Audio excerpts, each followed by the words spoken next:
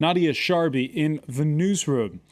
It's time for The World This Week. 7 days for Paris-based correspondents. 1 hour with us. Craig Capitas of Quartz in the Atlantic. How are you, sir? Very well, mon capitaine. All right. Also with us, Annette Lévy-Villard of the French daily newspaper Libération. Yeah. Welcome to the show.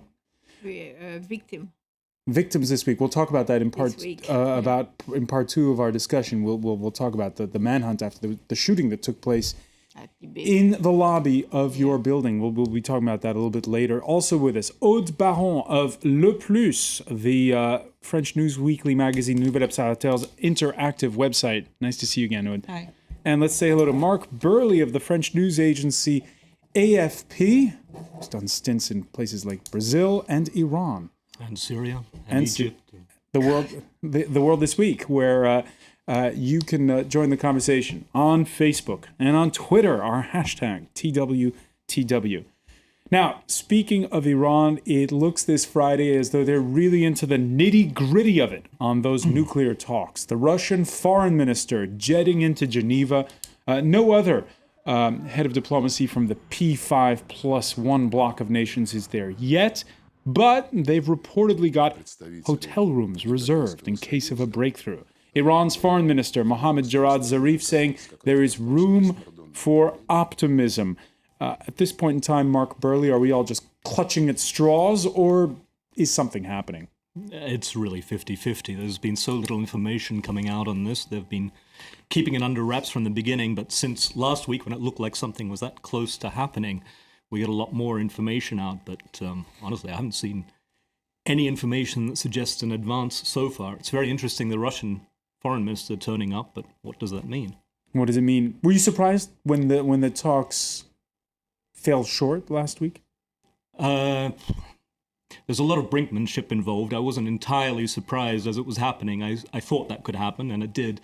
But it was obviously of extreme note that a whole lot of foreign ministers just rushed to Geneva. That's usually a prelude to a signing ceremony or something. But it's interesting in the negotiations. The P5+1 obviously do not want to give a negotiating advantage to the Iranians by having a deadline imposed on them. So by being able to walk away if the deal isn't right, that shows just how serious and how gritty these talks are. Now, this would be an interim deal. Yeah. Nonetheless, how much of a watershed moment? Oh, huge. I mean, it's been 10 years trying to get something happening. It's both sides have come close and for one reason or another have fallen back to actually get even an interim deal, to actually, get some sort of agreement happening. Even just having the Iranian and American foreign ministers sit down for such a long period of time was something of a breakthrough. So, this would be huge, huge. Craig Capitas? I see it as diplomatic vaudeville. There's one question on the table, realistic question. Do you believe that the Iranians want a nuclear capability? Personally, I think they want to build a bomb.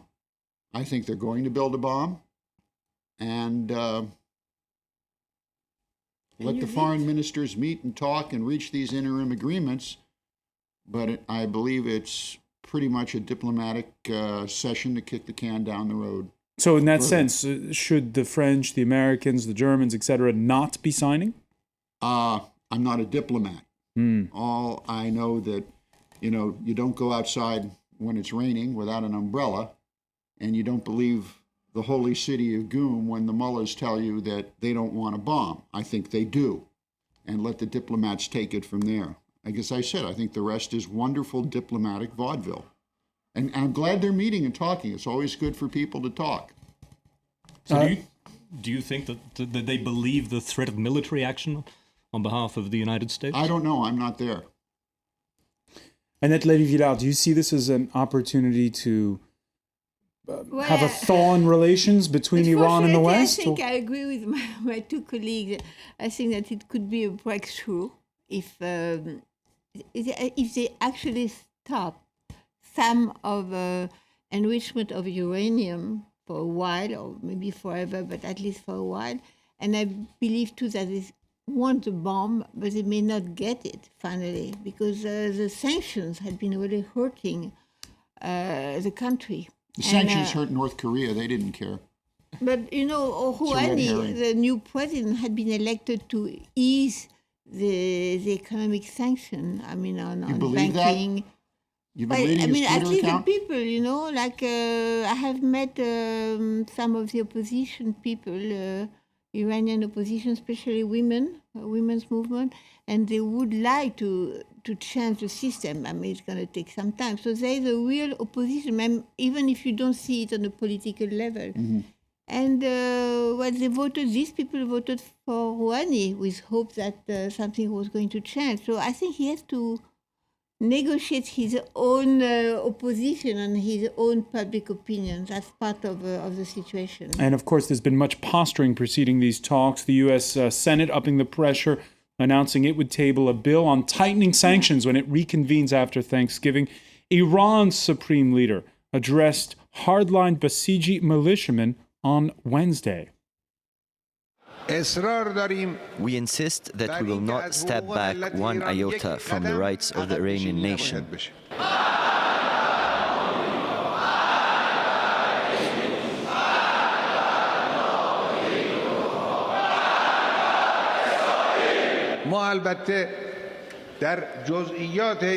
do not intervene in the details of the talks, but there are certain red lines and limits.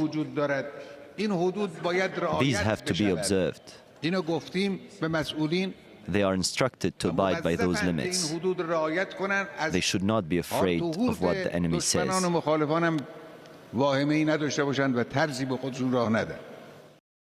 All right.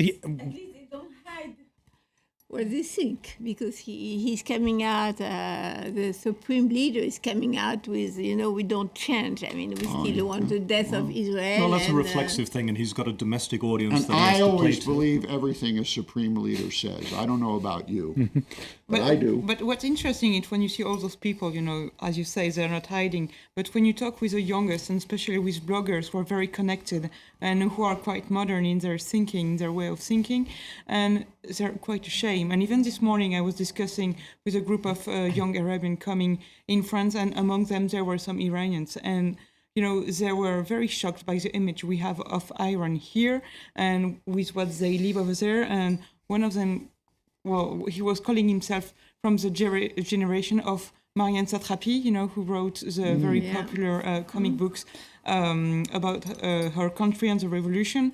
And you really feel that when you look at the youngest, it's the people who are between 20 and 30 years old, they want to try to change the world, and especially to try the image we have of them. Because when you see from France, Europe and America, when you see only those images, for them, you know, it's very violent to see, and that isn't Iran at all. I mean, I was there. You know, up until I was based there, I was living there, and that's not Iran. And honestly, like you say, the bloggers, the media image. Yeah, you go to Tehran, and half the country is under age 30, and they don't feel anything in common with the regime. They have to put up with it. They're under a lot of pressure. If they step out of line, you know, I've had friends grabbed off the street in front of me because, you know, one of the women was showing a little bit of ankle.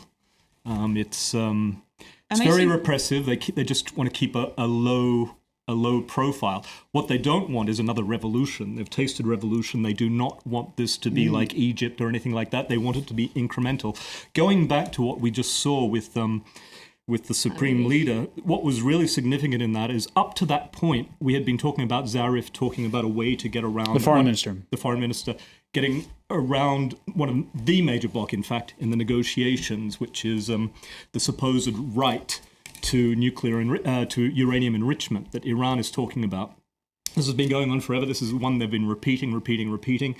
The foreign minister came out and said, we can come up with language where, you know, you don't have to, the P5+1 doesn't have to accept this as a right, but we can still sort of say on our side that it is and all that. The Supreme Leader basically came out talking about red lines, saying, no, this has to be in the deal. They have to accept this right. So this is the first time, in other words, that Ayatollah Khamenei and Iran's newly elected president are no longer singing from the same hymn sheet on this. It's always one hymn sheet, and it's always the supreme leaders. You'll notice that now what's happened is everybody's fallen into line into what the supreme leader has said. There's this myth, I believe, in Iran that an internal discussion takes place no internal discussion takes Well, place. it does, but not on this issue. Well, Yeah, not on this issue. issue. That's right. Yeah, I mean, this is coming down from the holy city, and they're going to fall. They're going to fall in line. And you enrich uranium for one reason, boys and girls, to make it go boom. Two reasons. If it's 5%, that is actual civilian nuclear energy, and they do have And I a guess you plant that couldn't works on make that. any So dirty bombs that is out of 5%. But what we're seeing is actually a win for Iran to a degree. If we're accepting 5%. Now remember, there are 6 UN resolutions, and the basis of all of these resolutions against Iran is to stop all enrichment. Now, we're not there anymore. America and even France, it has to be said, will accept 5%. It isn't written down, and they're not going to come out and publicly say it because it's still a negotiating thing. But Iran has won to this degree. And they want to basically use that to say the greater principle is we've got a right to enrich. The problem with saying the principle goes on, the right to enrich goes all the way to 20% and then all the way to nuclear bomb fissile material, which is 95%. So you got to squash that principle. Also, if that principle doesn't get squashed in the talks, this undermines the 6 UN resolutions, UN Security Council resolutions. And the Americans, the Treasury Department, has said that these resolutions are the basis for their own U.S. sanctions. All right, that brings us to the topic of the French president. Now, he started the week in Israel on Monday before Parliament. François Hollande preaching tough love to Tehran. It's now up to Iran to reply, not just with words or with vague promises, no, but with concrete and verifiable measures. I affirm here that we will keep sanctions in place until we have the certainty that Iran has irrevocably and irreversibly renounced its military nuclear program. He says that, but in the same speech, François Hollande says Iran has the right to civilian nuclear power. Is that incompatible with those resolutions you were mentioning a moment ago? I think what the French president is doing there is again playing to a domestic audience and to Israel, has to be said. But it doesn't really make any sense in terms of negotiating tactics. The Iranians have always said that they're not seeking nuclear weapons. There's supposed to be a fatwa that was handed down that nobody has ever seen, but everyone keeps referring to that, that it's haram, that it's against Islam to be seeking or using nuclear weapons. For him to sort of say that, we're looking for certainty but never doing it. The Iranians are saying you've got all the certainty because we're telling you this. It's just going to be, words talking past each other at this point. According to what I have been told, President Hollande was trying to comfort, to secure the Israeli government with this tough position on Iran, so they would little calm down and maybe accept the deal, if there is a deal in Geneva. That was what people close to the Élysée Palace told me. That was Iran was really in the middle of this trip. It was not about territories and the peace process. It was about Iran and trying to cool down Netanyahu so he wouldn't be so strongly against the deal. And did Hollande do a good job in Israel on that score? He did very good, yeah. He had been very popular. He was the public opinion was very, very enthusiastic. They love France again now. But behind this friendship and love, on both sides, there was a real political agenda. A real political agenda. And again, there's the idea that, of course, Iran getting the bomb would have an impact on the rest of the region. Iran also involved in Syria. The regional implications of what's going on hammered home on Tuesday when the Iranian embassy was targeted in an unprecedented double suicide attack in Beirut. The hardline Al-Qaeda-linked Abdullah Azzam brigades claiming responsibility, a claim that's yet to be substantiated. This Friday, though, Lebanese authorities identifying one of the suicide attackers, a Sunni hardliner from the southern port city of Sidon. Annette Lévy-Villard, we didn't mention at the outset, one of your latest books, Summer Rain, describes the last war between Israel Summer Rain, it's and a very romantic name for bombing Beirut in 2006. 2006. Do you have the feeling, because here on the one hand, we're talking about how this could be a watershed moment with the region, that if there's something that's signed, that a thawing of relations, Obama speaking on the phone with Rouhani and all of this. Yeah. But when you see this blast on Tuesday, do you feel as though time stands still in that part of the world? Well, no, because Syria really had been like an earthquake, which a local earthquake, international earthquake too.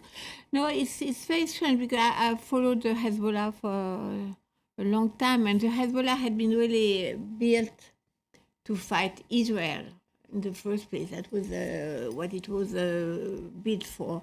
And now, because of what took place in Syria, the Hezbollah had been fighting in Syria, which was not the original purpose of this army, because it's a real army. So, as you said, everything is really moving very fast. It's very hard to tell what would be the impacts of this last event. There is Hezbollah had been really, really involved in the war now. We know we're on the cusp of something, but we don't know whether it's something positive or very, very negative for the region.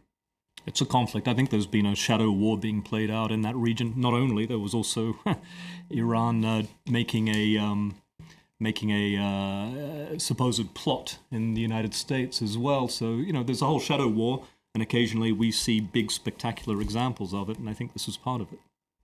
Craig Kapitas, do you see any respite from the polarization, the increasing polarization that we're seeing? Lebanon, for decades, if not longer, has been center stage for all these internecine religious conflicts within the Muslim world.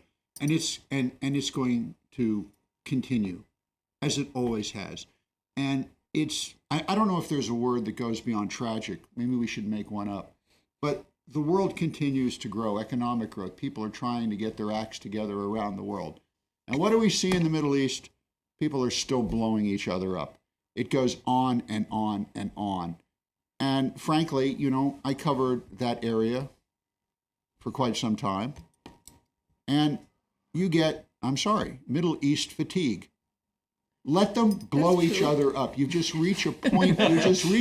On this is that they cannot get their acts together, despite the best efforts, or at least some sort of effort, by outsiders. But of course, that wasn't the story we were reciting in September when at the United Nations there was Iran's president. Look, as I was saying about Iran, diplomacy in the Middle East is really wonderful vaudeville. And our job as reporters is to cover the show. Well, shows are supposed to be in 3 acts with many scenes. Well, this story just will not end. And I, having covered it for many years and stepping away from it, I've never seen it getting out of Act 1, Scene 1, let alone anywhere close to the 3rd act. All right, we'll see if you're proved wrong, obviously, with those talks in Geneva. I heard the same thing back in '80, right after the first Civil War. We're gonna have to take a break. When we come back, we're going to see a story that unfolded 50 years ago today, how the assassination of John F. Kennedy plays out in 2013. Stay with us.